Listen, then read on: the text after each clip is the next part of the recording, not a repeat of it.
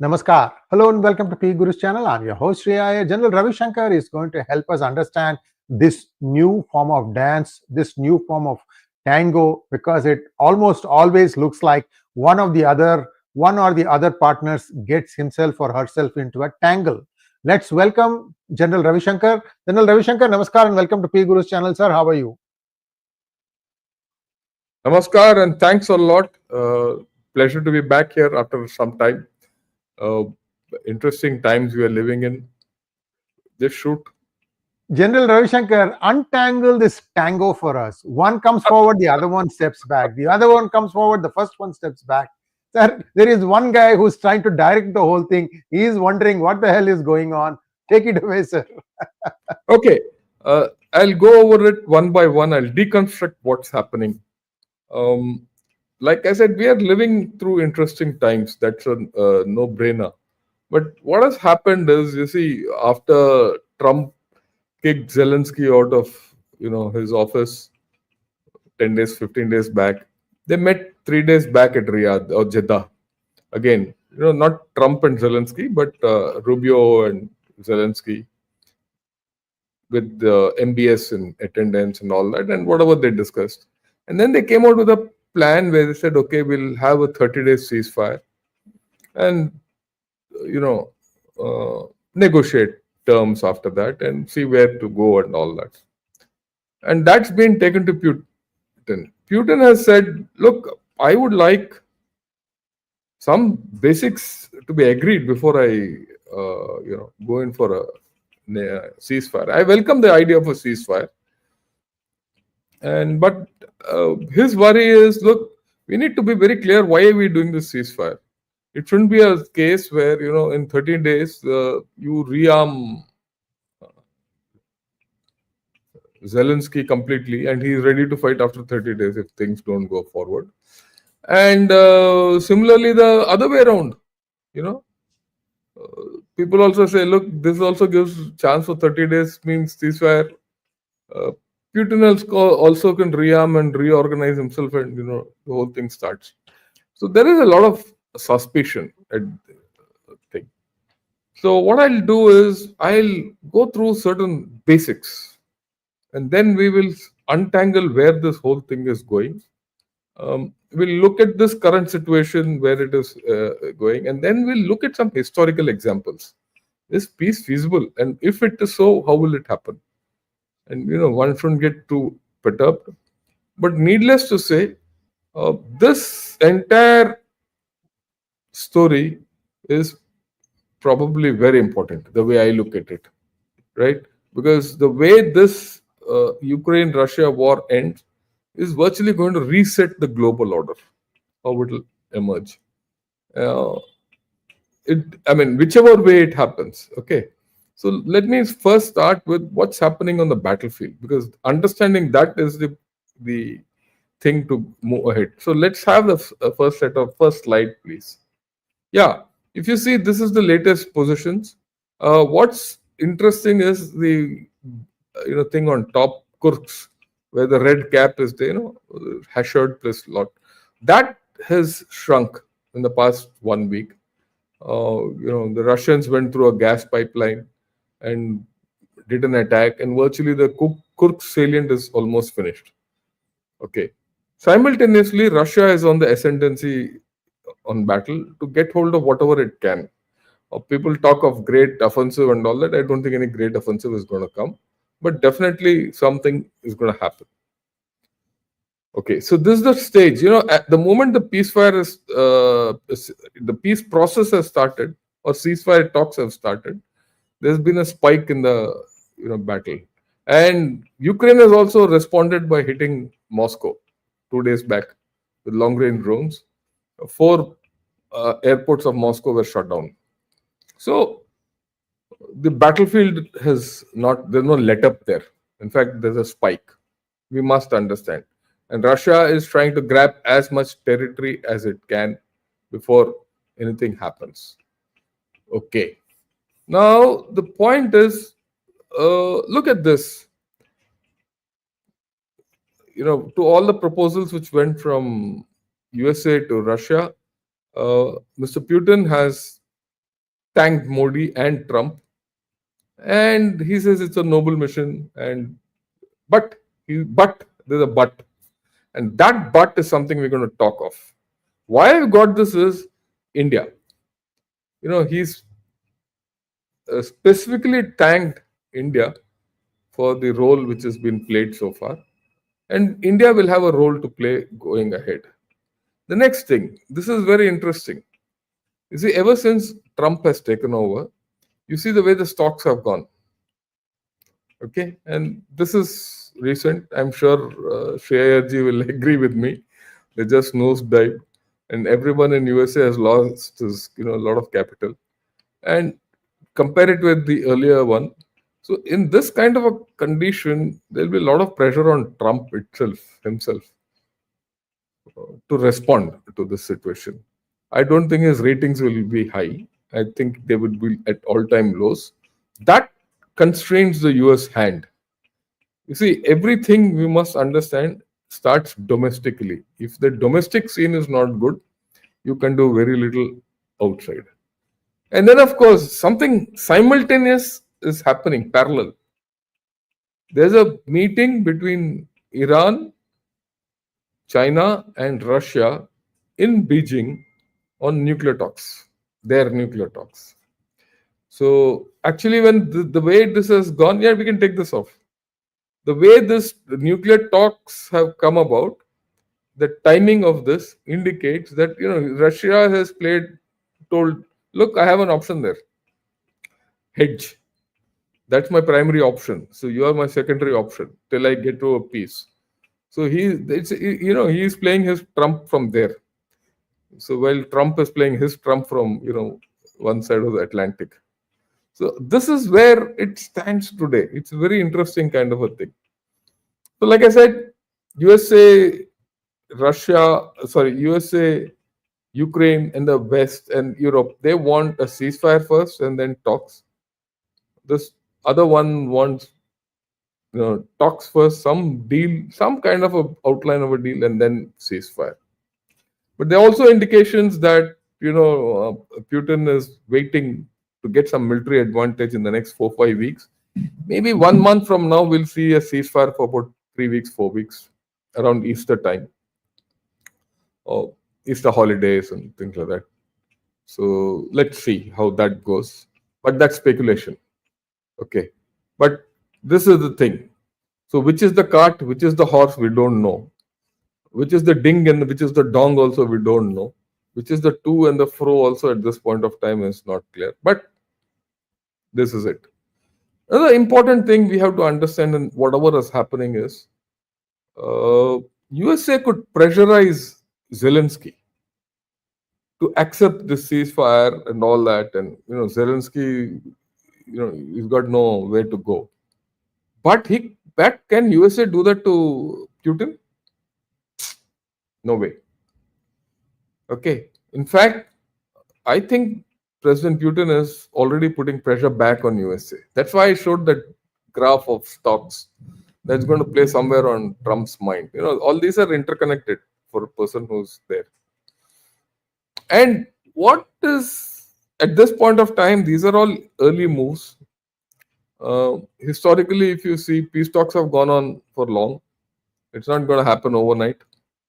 This just started 2 weeks back. 2 weeks back, we were still talking of offensives. Now, 2 weeks later, we're at least talking of ceasefire and peace. That's the good part. But everyone is sticking to his interests. Everyone wants to get his hold of his interests at the end of the day. So what are these interests? That's what I did that in the last show also. I must reiterate it, but with more clarity now than before. But I must tell you a nice thing which I experienced. Shreyarji and I did a show about, I think, 15 days back on this. Will there be peace in Ukraine? Right? Yeah. And when we put it out in Gunner Shot, hardly 1,900 people saw it. And interestingly, and mind you, we put it before the peace started and all that. And when there was something in the air, people didn't take us seriously. Obviously, who this fools, both of them trying to talk of ceasefire, peace, and all that, and nothing is on ground. When this whole thing started, I just took out the question answers, Q&A session from that video and re-put it out. A lot of people are still seeing it. Suddenly people have found value in that video. So what I'd like to tell you is, what we talk has got tremendous value. That's the first thing which I want to put across to all of you. The second thing is, I've done 2 more videos with someone who's stayed the best part of his life in Russia, and he's operated from Russia, a person called John Helmer. I've had a discussion with him and Brigadier Arun Sehgal, who is some kind of a strategic guru to me. For 2 sessions we've had, I put the links out. All these 3 links of these videos which I've done are in the description of Gana Shot. I'd request you also, Sree, put those 3 links in your description also, because that will give you an in-depth understanding of what's happening in Ukraine and what's going to come ahead. Because we've traced it from the beginning, in just about 3 episodes. Okay, having said that, let's get back to our talk. So we are looking at the interest of each person. So let's take Russian interest, because they say, the ball is in Russia's court. Russia is paddling it back to USA.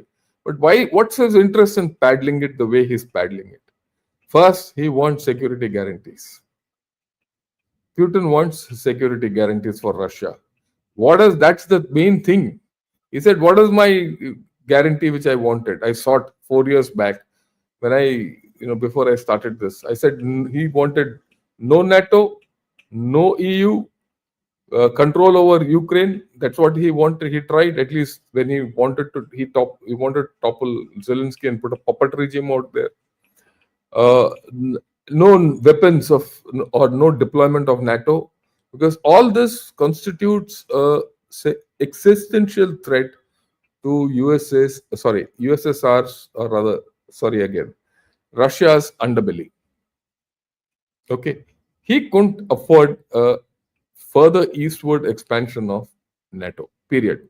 Okay, then of course he wants to retain the territory. Okay, he wants to have a good economic deal with Trump. He wants all sanctions to be removed and all his frozen assets to be returned. If you remember, when the war started, USA and Europe have frozen his assets. So he is gunning for all that. Where will he succeed? Sanctions, I think he'll get. It's a matter of time. He might get his frozen assets also back. Again, depends on Europe, how much Trump can twist Europe. NATO anyway is ruled out in this place, all that. So we'll see where it is. What he's looking for is a neutral Ukraine. Okay. Neutral Ukraine is something I'll talk towards the end again. Okay. What does Zelensky want and what does Ukraine want? First, Zelensky wants to ensure that he wants to retain his power. And he's not interested in any elections. Though elections are supposed to come up, on some pretext or other, he'll sideline them. But ultimately he wants to retain power. He wants all the territory back. So that means going back to 2004. That's what he wants. Or kicking Russia out of Ukraine, and not only Ukraine completely, it's also out of Crimea. And this 20% chunk which is going away, which is now occupied by Russia. He doesn't have any bargaining chips. And already USA said there's no going back to 2014 borders. So if that is so, there is a good chance from what is the present line of contact, okay, to what is the original borders of 2014. Somewhere in between will be some kind of a line which will be accepted, give or take 100 kilometers here and there. And whether Russia will go back, not all that, but that's the thing, okay. And Ukraine faces the prospect of losing this part of the territory. Let's be very clear about it. Okay. He still hopes that he should get into EU. He still hopes he wants to get into NATO, but no one is interested in it. What he doesn't want is Russian control over Ukraine. That's important for Ukraine's own, survival, whatever you call it. He doesn't want Ukraine to be controlled by Russia in any manner. Okay, and the rest of the things are at this point of time, fuzzy. Who will control all that? I'll come to that part. How will the ceasefire happen, and what are the options for it? All that. Let's look at Europe. What does Europe want? Europe suddenly has woken to the fact that look, they can't rely on USA anymore. Period. That age is over. The transatlantic alliance has, I will not say broken, but the contours of that has shifted. And just link it up with what's happening in Greenland. Greenland is a party change, and Trump is hopeful of getting hold of Greenland. If that happens, the European position also has to change drastically. Many things will change in that, right? So when that happens and all this, Europe security is their own baby now. So they have to start investing in their own rearmament. Now that is an interest which has come about. So the question is, it's time to. I won't say it's a question; it's a certainty. It's time for Europe to remilitarize. That has huge connotations. Huge connotations. Okay, USA is not a reliable partner. I've said, and there's a divided Europe right now between France, which is politically unstable. Macron is stable, but the rest of the government is unstable. Germany is in recession. The new government is not in place. UK is a hollow drum. Although they'll just talk and they'll only create chaos. Brits being Brits, they'll only create chaos wherever they want, and they're trying to set an agenda. But all these three big powers have to carry Europe. I don't know whether they will be able to do that or not. But today something else happened.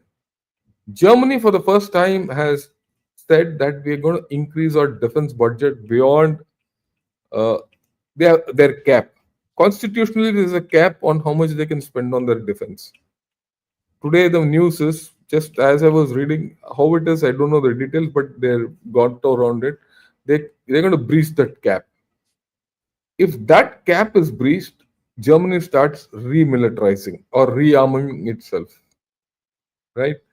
That has its own dynamics. We'll see. But look, that's World a little War yeah. That's a little far away, but that is something you're letting a tiger out of the cage. That's the kind of a thing I look at it.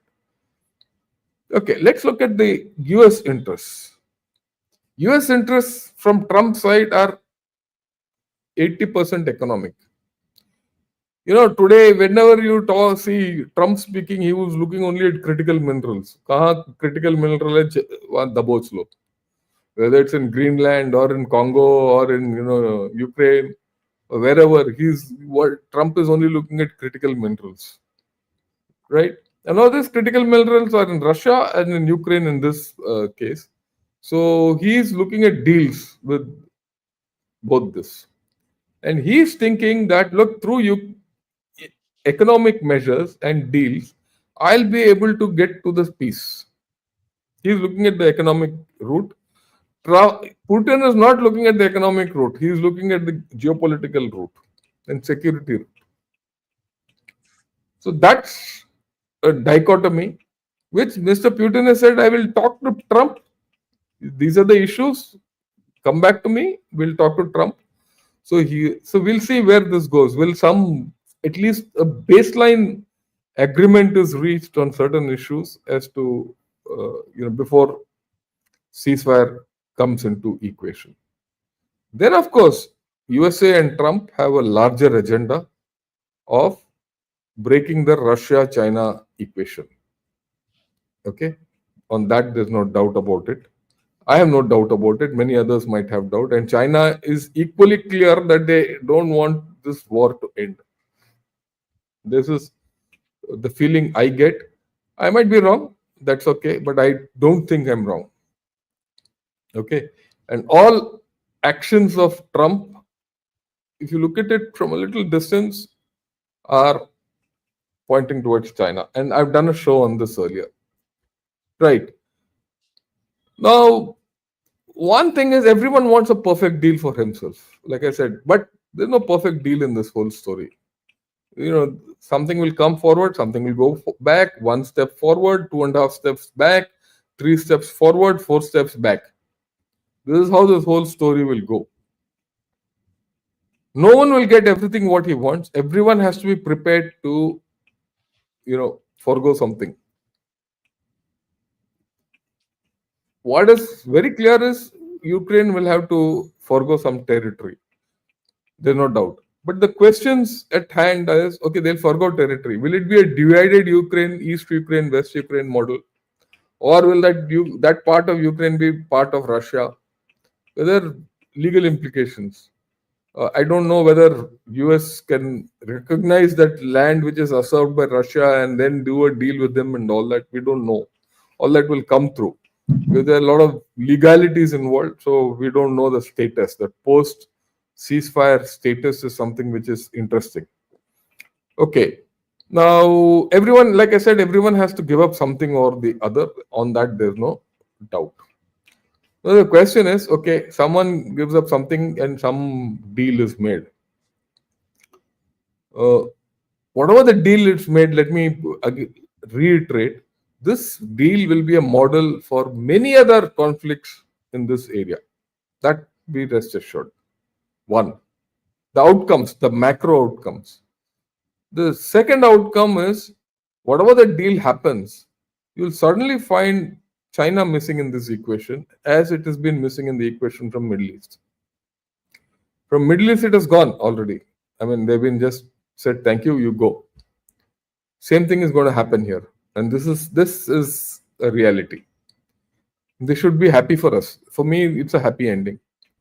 From an Indian perspective, my interest is very clear. If Russia and USA make up, the best situation for us. That's my interest. And if Russia, Ukraine, and USA come to some deal, it doesn't matter what the deal is. And already, like I said, I'll come back to what Mr. Modi has spoken, and he's been invoked. Whatever the deal is, I foresee a role for India in the peace process. And this peace process is going to be lengthy. Okay, how lengthy will it be? What will it be? This is the question. So what I did was I went into a few precedents. Has such things happened earlier? A hell of a lot.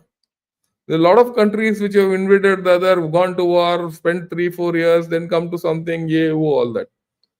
The entire World War II was only going ding dong up and down Africa, across Sahara, or across Europe, right? Or across the complete Pacific. These three main theaters. Or for that matter, even Burma. So I did some research on this. So let me explain a few models which give some idea as to what can happen. The first is, of course, the South Korea and North Korean model. Okay. Now, the South Korea North Korean model, there's an armistice out there. That is, the war has not ended. It's just that we'll not fire at each other. And there's a demilitarized zone across the 38th parallel, 2.5 miles either side or something like that, in which weapons can't be kept, nothing, zero. Just the fence, all that. And the North Koreans and South Koreans keep looking across each other with angry faces across this border. But interestingly, North Korea and South Korea did not want this to happen. You go back to 56 and study, China and USA were fighting. By then, North Korea, South Korea were not fighting on the 38th parallel, incidentally. They were surrogate states, proxy states.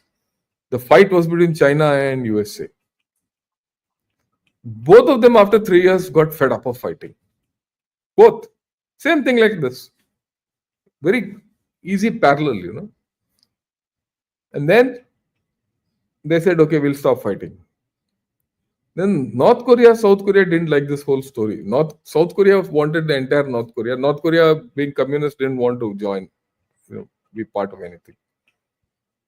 By then, the first Kim Il Sung, he was very clear. He had done a deal with Soviets, all that, and mind you, Soviets put him in. At that time, he was not happy with the Chinese, though the Chinese came and fought for him. That anyway, I'll not get into that. But that armistice can happen. Like I said, who did the deal? The deal was done externally by China, USA, and Russia. And they gave the deal to the Koreans.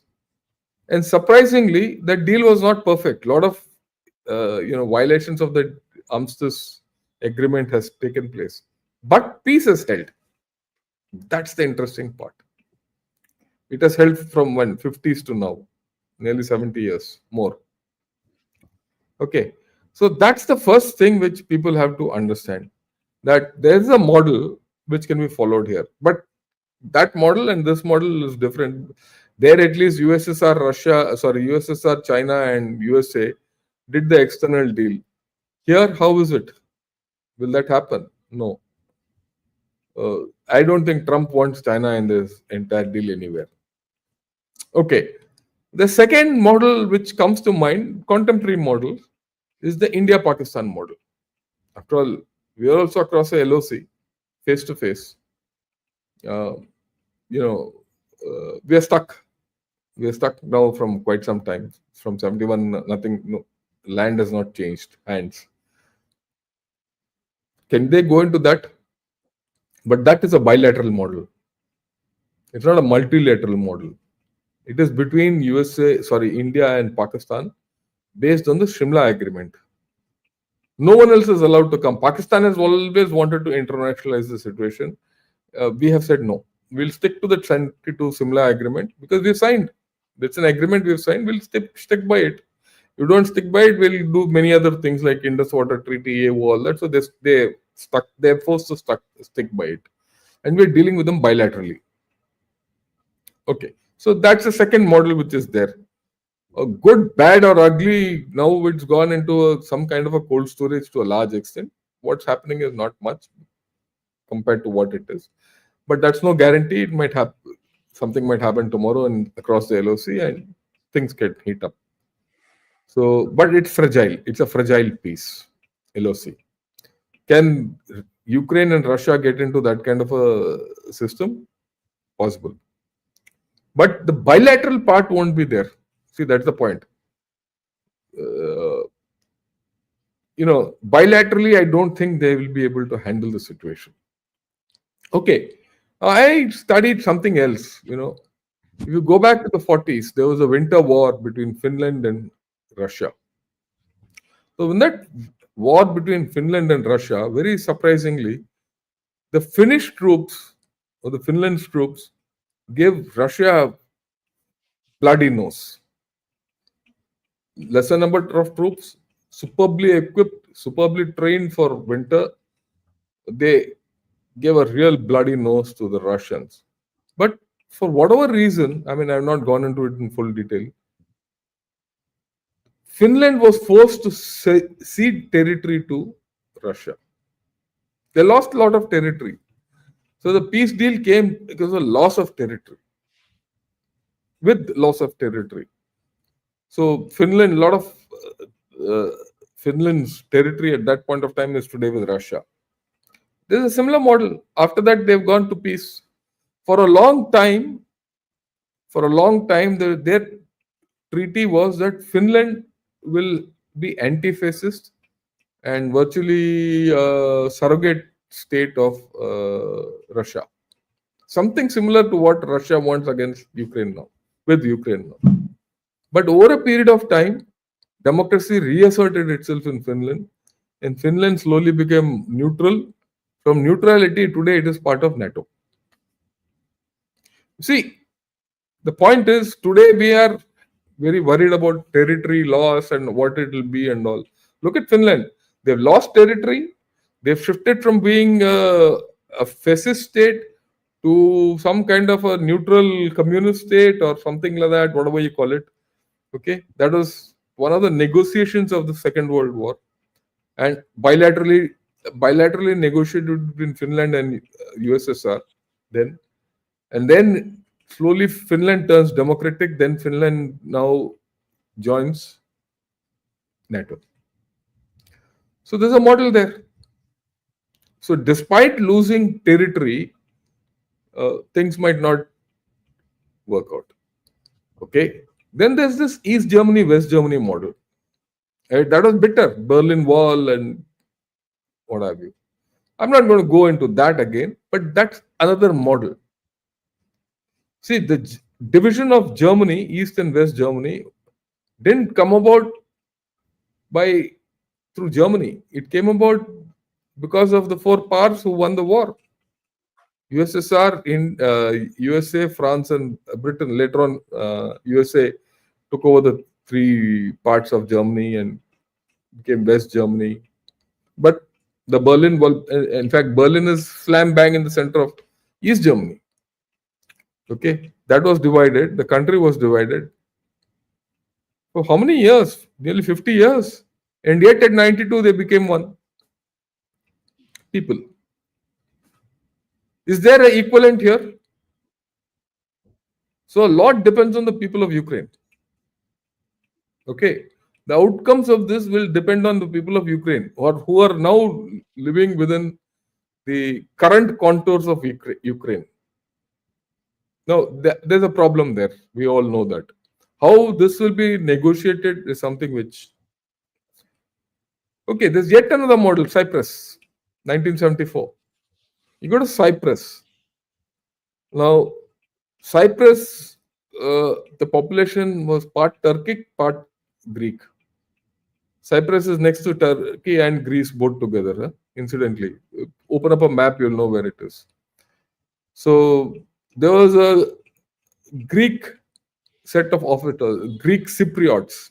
Greek Cypriots who did a coup and took over the Republic of Cyprus. 74. Turkey reacted. They supported the Turkish Cypriots. In fact, Turkey invaded Cyprus. Now, Turkey invaded Cyprus, and till date, that country is divided: Northern Cyprus and the Republic of Cyprus. That's a Turkish Cypriots, and this is where it is. That's supported by Turkey. And what's more interesting, Turkey did all this. They fought against Britain, all US, the NATO, FATO, everything. Down the line, 20 years later, they joined NATO. Things have changed. Peace is prevailing in Cyprus. There's a UN mandate there, all that. So you have 4-5 models. It's not as if it's the end of the world that Ukraine loses its territory. So we'll have to see what are the arrangements which will come out of this whole story, right? I mean, I can't second guess what the arrangements are, but there are enough, models by which this whole story can get, resolved. Okay. You also have to see there's a case where, this peace, whatever people look at, has to be sustainable. Now, if it's not sustainable, what will happen? Tomorrow, if it's not sustainable, it will happen what happened in World War II, when Germany started grabbing parts of Czechoslovakia and then Poland, and then all of a sudden it overran Poland and World War II started. That's the danger. And the danger is the German model. Now I'll talk of the German model. What happened in Germany? In Germany, after the First World War, in the Treaty of Versailles, Germany could not arm itself. Right?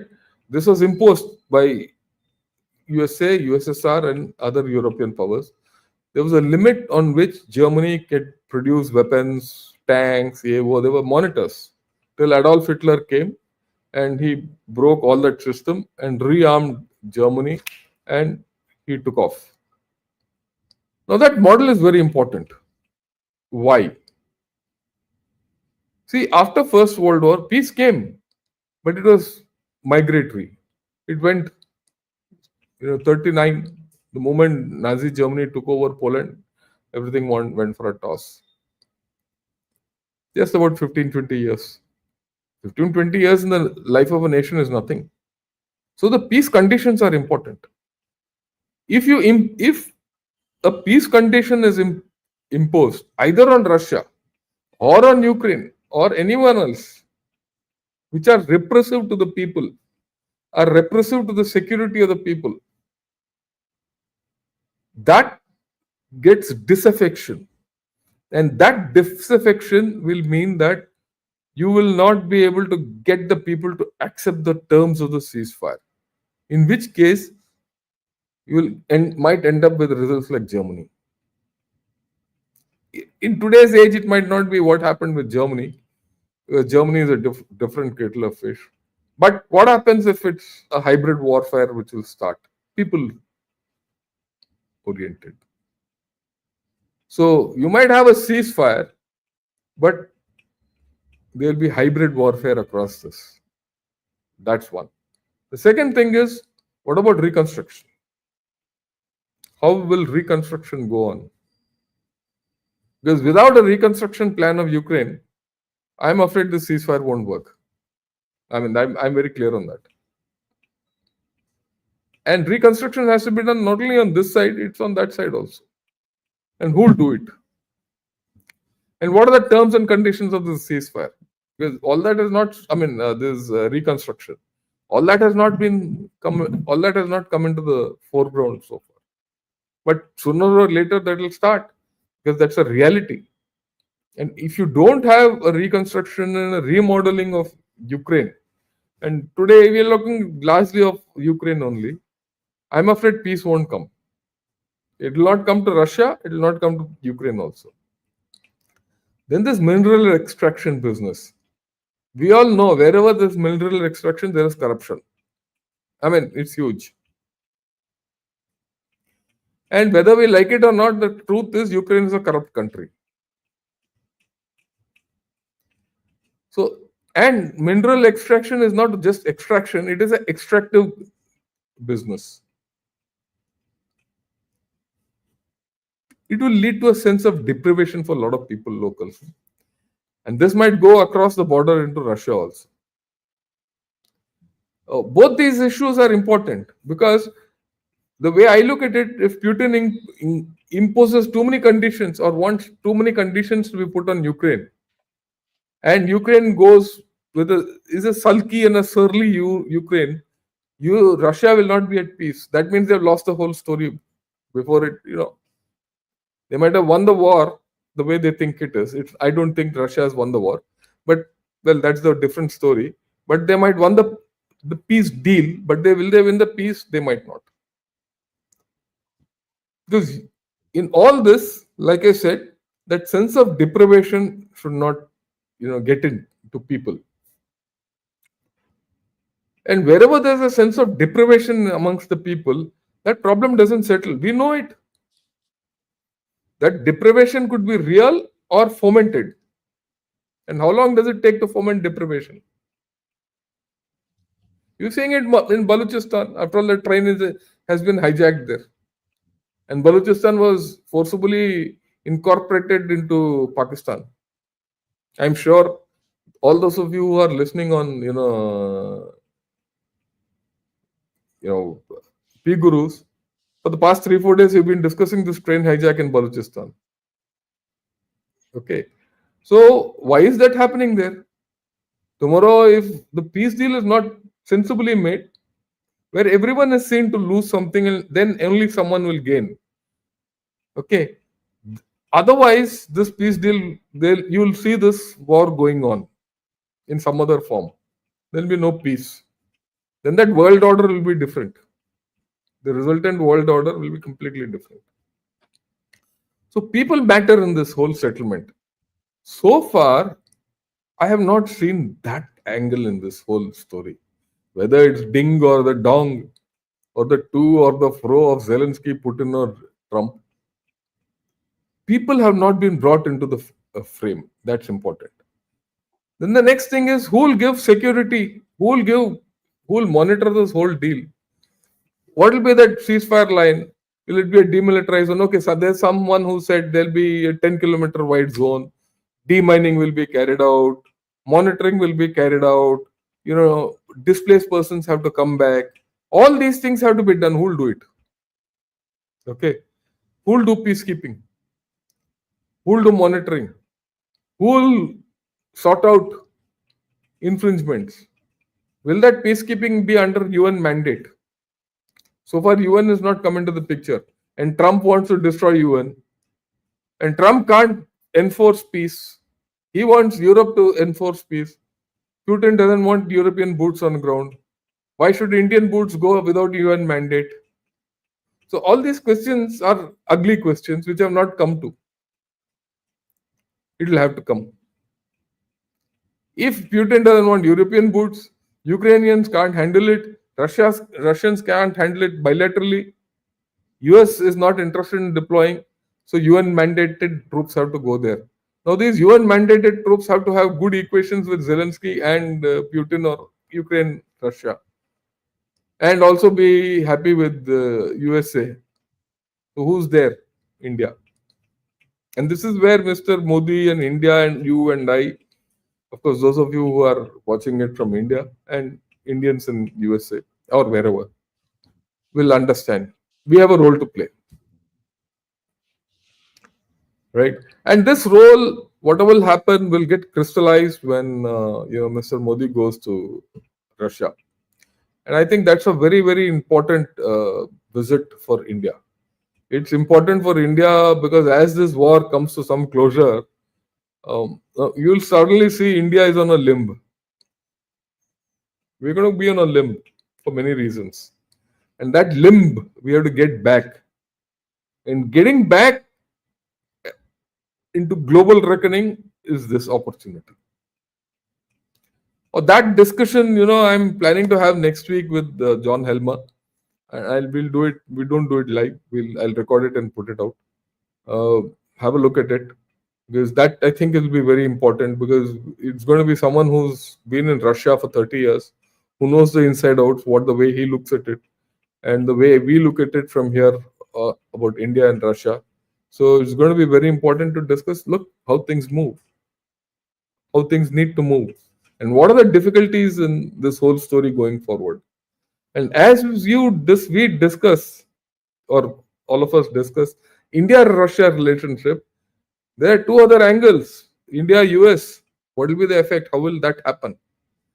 And then, of course, the Chinese guys, how will that happen? The Chinese guys are wooing us. They are wooing us, there's no doubt about it. Okay, but there are a lot of riders. What they're talking outside, they're not. Inside the story is different. They're talking of the folk tongue. So come join me on Monday. We're going to see what the folk tongue of China is. Okay, we have to understand very clearly what this folk tongue is, the Chinese folk tongue. Okay, so I outlined this entire story the way I have understood it, the way this ding dong is going to go ahead. It's going to be long.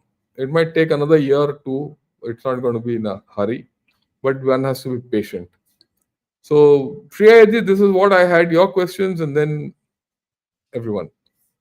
Thank you so much, General Ravi Shankar. I think the different scenarios that you presented are very fascinating. Which way peace is going to come back to Ukraine, Russia? And again, Ukraine as a country, I've talked to many people because we used to have a development group there. They actually have moved away from Russia in some ways, although Ukraine still is, in my opinion, economically less powerful than what Russia is today, because Putin gave the Russian people a dividend from the energy money that he has got from the West. So the standard of living, the per capita income in Russia has gone up significantly, and Ukraine has not been able to keep up with that. So this is an angle that people might look at and saying, wait a minute, if I go to Russia, I get a better standard of living than what I have in Ukraine. And if I stay with this, I have the pride of being a Ukrainian, but at what price? Because Ukraine would still be wanting to, they'll have to still build their life back from the pieces it has become. So there are challenges like that. So let's wait and see, sir. We'll be, of course, Yeah, talking again in a couple of another weeks' point. time. No, let me respond to what you said. You made a very valid point, and that's why I said how you reconstruct Ukraine is important. The thing about reconstruction of Ukraine is this: you don't have to build Ukraine up. Ukraine has got tremendous technology. It's tremendous technology it has, whether it's hardcore technology, whether it's machining, whether it's software and all that. That's how it's survived.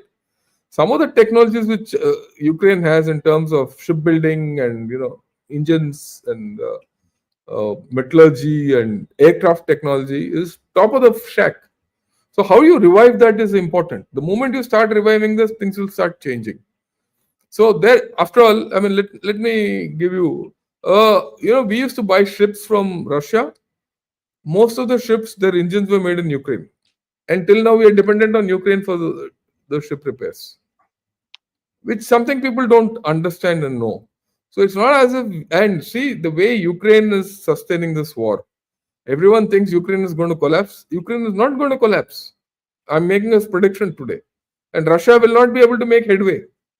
Maybe 1-2 kilometers is what it is. Some consolidation they'll do, all that. That's about all. There'll be no collapse. And the fact is, today Ukraine has the capability of carrying out long range strike into Russia, and they got the aid back from USA. See, giving that aid and intelligence back to Ukraine is Trump's way of telling Putin, "I can continue this story at low cost." So it is not. It's not so simple. That's the way I look at it. Right, but I Thank you so take much, your sir. point. I take your point, the larger point which you made, that those people, especially who are now in the Russian belt, might not like to go to Ukraine. And Ukraine has got other social problems. We'll not talk of that. If I talk of that, then we're going to see, maybe some other day we'll talk of that. Yes, yes, yes. Certainly, the people in Ukraine are very smart. They have very strong fundamentals, physics, chemistry, and basic sciences. Very, very strong fundamentals. And I urge Indian companies to look at Ukraine as another development center, something that you probably will have the same cost benefit ratio as India. You may have fewer hands in Ukraine, but the level of output you will get from there is more. Plus, remember that Russia has a big requirement for software needs that needs to be done in Russian. Guess who speaks Russian very well? Reads and writes Russian very well? Ukraine. Ukraine. Please think about it. The TCSs of the world. I always give unasked for advice. Please look at this. This is a huge opportunity. And I think with Modi being considered as somebody who's helping Russia, this could be a place where you can help both these countries. Yeah, Take right. So I agree with you completely. So let's see how this thing plays out. Fascinating stuff. I'm glad to see India is becoming that powerhouse of people with good skills who can step in at a moment's notice for the world to take their game to the next level. This is how India is positioning itself. I'm very happy to see that. Although I would like to see India imbibe some of the things that it's doing for others into itself. I see that as a little bit slow still. Let's see how it goes out. Let's take some questions, sir. We have a lot of questions from both Shot as well as from P Gurus. Yeah, right. Sanjaya PR, namaste, sir. Thank you so much for the updates. You're welcome. Next one. Kamal Manga from Snow Mountain. Can Europe manufacture arms? Do they have people to do it? Europe's demographic picture, will it support it? Yeah, why not? Europe is the technology. You don't need so many arms. And the point is, how will Europe rather kickstart its economy back? Investment in the arms industry, remilitarize itself. That's the way to revitalize its economy. So that many people they'll get. That's not a big deal. That's not a demographic picture doesn't mean that they're only going to finish off by tomorrow. Let's not. Still, Germany is a powerhouse. It's still a industrial powerhouse. Your industrial machinery is still the best is German. Okay, so let's not fool ourselves to think that there's no demography. Yeah. Next one, please. Uday Lal Das wants to know. Thank you, Uday Lal ji.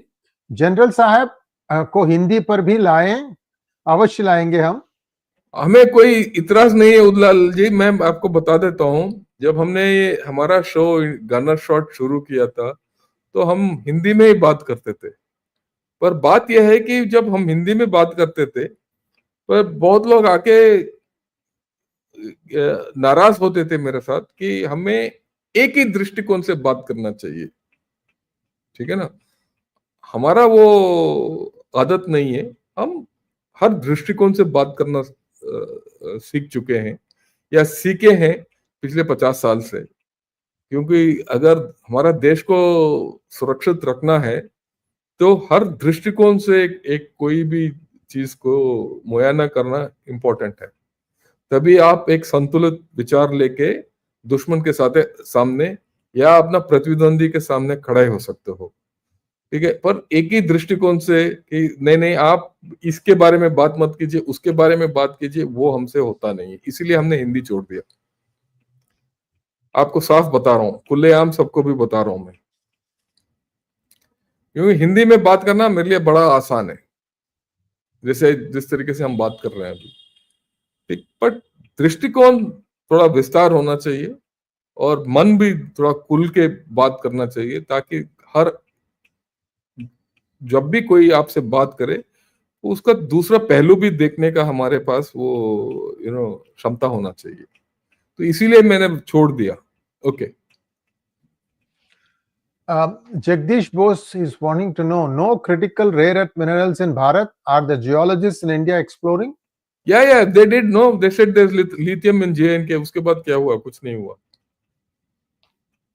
देख भाई जगदीश बोस, आज rare earth के बारे में, critical minerals के बारे में you're talking, but India has got other strengths. We should play to our strengths. You have thorium, you have titanium, you have so many other things which we are not able to do. You're not even able to use your aluminum which you have in surplus. You're not using your copper which you have in surplus. So why are we bothered about rare earth? What we do have, we are not able to do. Rare earth के पीछे कहाँ पड़े हो भाई? छोड़ दो. Okay. H.C. Kumaraswamy wants to know, General Ravi Shankar and Sree Iyer ji, happy festival of colors. Happy festival of colors to everybody. Holi ke Mubarak, and Holi ki Mubarak and Holi ke Shubhkamnaएं. Hope the colors of peace spread across the world. Will the war lobby give a chance to peace to live long or curtail it? Look, there's no war lobby. There's no place where there's a war lobby. Let's be very clear. There's this wrong concept that someone wanting to go to war always. That doesn't happen. Okay. War is a product of geopolitics, people, and what they want. You see, ultimately, if you analyze whether it's the Israel Hamas war or Israel Hezbollah war or this Russia Ukraine, all these, you see, it's for the people. It's what the people want and don't want and don't do, or their interests. There's no lobby. Please understand that. Why is India and Pakistan at war? Really speaking, is it the governments who are at war? Is it the people of the nation? Right? It's the people who cannot give up the idea that Pakistan is sitting in our land. So there's no war lobby. Most of us who wore uniform and who guarded the borders of our nation we have worked for peace, not for war. We prepare for war, but work for peace. Understand that. Yeah. Next one, please. Maithili Anand wants to know, Shankarji, how is Russia going to compensate for all the Chinese help in terms of ammunition and their soldiers? There's no compensation to China for ammunition and soldiers. China has not given them. The ammunition and soldiers has come from North Korea. I think there was a small contingent that went, General Ravi Shankar, before North Korea. No, that must be, observers would have been there. That's okay. Could be. Yeah. Because if Chinese soldiers had gone there, they would have got it on different parameters. Things would this whole war would have gone in a different direction. Definitely, observers would be there. Chinese people would be there to see what's happening in war because for them they never fought a war, and that's why they've concluded they should never fight a war. They can't fight a war, so we leave that out. But compensation in terms of oil, they have an oil deal. Period. Next one, please. Chirantan Saha wants to know, sir, you support Ukraine, agree with peace deal, and Russia annex Ukraine territory. Then why US annex Greenland and China take over Taiwan wrong? Aren't you then supporting expansionism when India opposes it? I am not supporting Ukraine. I am not supporting Ukraine. I am not supporting Russia. Okay. In principle, I am not supporting either. They have come to the situation with each other. And this situation, if you must understand, Chirantan, is not something which has come out today. This has started in 90. In the last episode, we discussed this how 90 onwards the eastward expansion of NATO started by the chap James Baker. So this is not something which has happened overnight. This situation has happened after 30 years. The situation turned on its head in 2014 when that Maidan revolution took place. I am not for one moment. The fact is you have no choice to go to a peace. Why US is annexing Greenland? Ask Trump. Why Greenland tomorrow will be part of USA? Ask Greenlanders. I am not the one to say so. And why China can't take over Taiwan? Because Taiwan is never theirs. And people of Taiwan don't want to be part of China. If China is half smart, which I think they are more than smart, they will say, yeah, let Taiwan be there. We'll keep making noise that we'll take over Taiwan, because politically it suits them, suits the communist parties to say that we're going to take over Taiwan, but they'll never do it. You have to understand, Taiwan is a country of 22 million people. What will China do with 22 million disaffected people?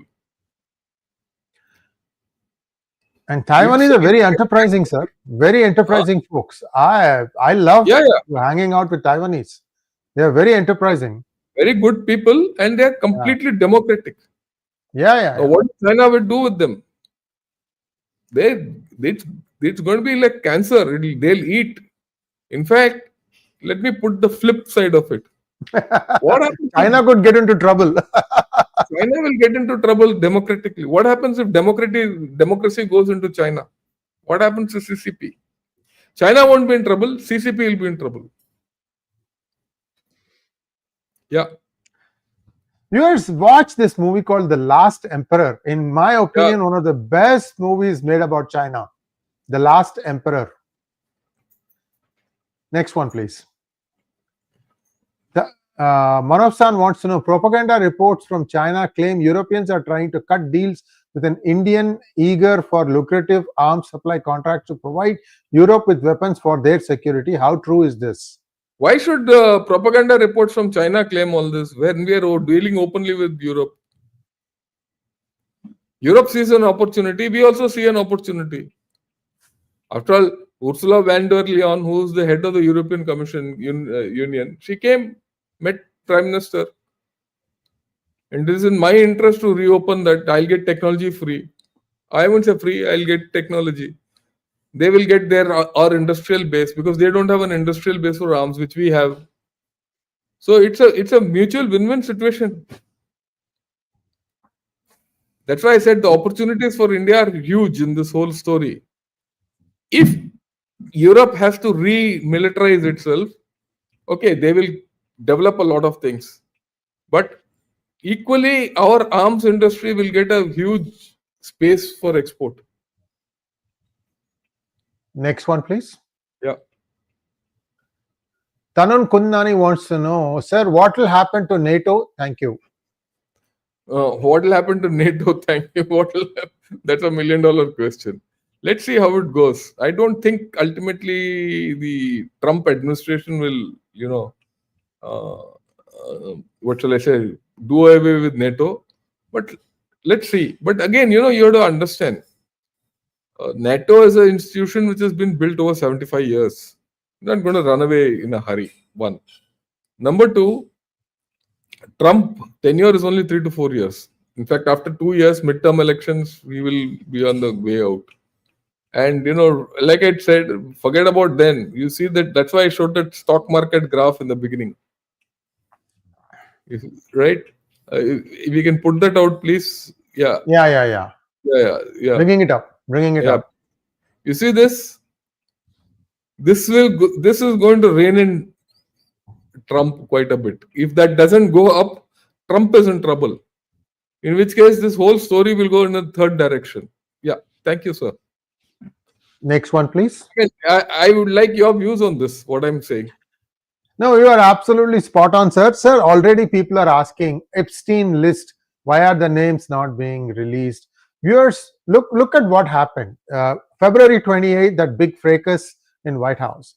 Okay, Zelensky walks out, doesn't sign, and he goes to UK. Everybody comes into Lancaster House and they say that they're going to support. And then within a few hours of that, US says no more sharing of intelligence with Ukraine, and suddenly things start falling apart. Then Ukraine fights back by completely downing X, and then many people are shorting Tesla stock. People are, so what I'm trying to say is everything you try, there's a cause and effect. Somebody tries to something corrects itself. Now everybody is speaking in one voice from the West. Again, it looks like Keir Starmer has done Sashtanga Dandavat to Trump and said, okay, UK will be back with you. Whatever it is, that is because of the pausing of intelligence. And wait this thing out. There are many inner things happening. And but Trump has one thing very clearly done, is that he put out so many all at once that people don't know which straw to clutch and fight.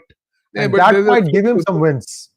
There's a flip to it. He's put out so much out, and that all that might come back to him. Then he won't know. That's why I said some wins, sir. Some wins. Almost all will be losses. Some wins will be there. That's it. Yeah. Next one, please. Rational Human wants to know, why does China not want to end the war? Please, can you expand on this? Yeah, till such time this war doesn't end, USA is fixed in Ukraine.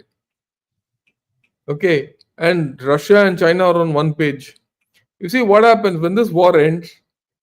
We are very clearly seeing that this war will end with the initiative of USA with Russia and a deal with Russia. Now, you think in your own life. You have a deal with one guy. You have another deal with another guy. Two guys separately.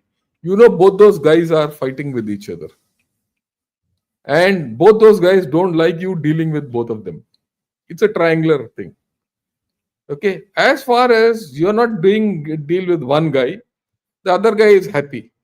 The moment you start dealing with the other guy, the first chap will be unhappy with you, isn't it? It's a natural thing, isn't it?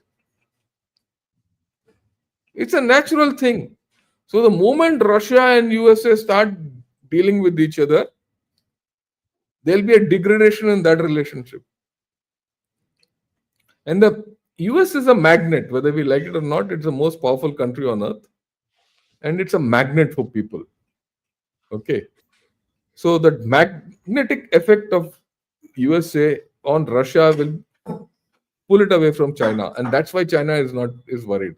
And they're worried. If you actually go look into their media, their Mandarin media, you will see how it is. In fact, I did a thing about Chinese views about Russia-US ties. I put it out a few days back. Have a look at it. SH wants to know, sir, is slowly countries turning against Trump? Which was the country which was with Trump to start with? Everyone he doesn't belong to that club. That's why the big problem is. No one is, was with him always. Yeah. Next one, please. Akshay Iyer wants to know, General Sir, how about an UN Security Council seat for troops on ground? I mean, I've not understood this question. No, it's a little, yeah, you can't have, you have to have an entity, troops on ground of which country, and I don't know. Don't give troops on ground to UN Security Council, and they'll be under UN mandate, so they'll be taken care of that way. Yeah. next one, please. Thank you, Shubho443 for your super sticker. Thank you, Akshay Iyer. How about UN Security Council seat Yes, for same thing. troops See, on? there'll be no We address. Yeah. Akshay. There'll be no seat for troops on ground. It will be the troops on ground will be under the UN mandate. Okay, and that UN mandate will be drawn from the Security Council and the General Assembly. So we'll see how it goes. Next one, please. Subho443 wants to know, should India now seriously think about judicial, administrative, and police reforms in view of the geopolitical and financial ambitions? No, if you forget about geopolitical and financial ambitions, we had to think of this for otherwise also. Our judicial, administrative, and police reforms are overdue. Okay, not because of this geopolitical and financial ambitions. We have to change. If you don't change, you'll keep lying in this morass in which we are. Thank you so much, General Ravi Shankar. We crossed 1 hour a long time ago, in fact, and so many interesting questions and perspective. Viewers, my goal about P Gurus, and I don't know what General's goal in gunner shot is, my goal is to help you with organized thought. That means before you decide, you look at all the different angles on a particular topic. That will help you make a better decision. That is what I have learned by being in US for so many years. So this is all the goal of pgurus.com. I hope you guys like this thing. General Ravi Shankar also has a goal. He wants to try and open the eyes of everybody who wants to serve the country so that they understand what they are going into. It is not just, Hunar, Hosh, Josh, and all that stuff. There's much more to it than that. General Ravi Shankar, if you'd like to add to the goal of Look, yeah. I mean, like he said, the idea is to ensure that you get a balanced view and a researched view. I mean, I have nothing for USA or against USA or for Russia or against Russia, but I have everything for India first. I mean, let's be very clear, right? I mean, my entire wherever I go, wherever I talk, I started this channel called Gunner Shot only for this reason: India first, India last. Anything in between is behind last. Right, and give balanced decisions. We need to build a better India, and that's the whole story. I mean, we're not here to berate anyone or put anyone down. What's best in India's interest is what we are putting across to you. Yeah. Thank you so much, sir. And viewers will be back again very shortly. We try to do this every Friday. Sometimes General is very busy. He's traveling. Sometimes I'm traveling. But our goal is to be with you on Fridays at 9:30 p.m. And sometimes we might come earlier also, that even next week. So let's wait and see how this plays out. Namaskar, sir. Thank you so much.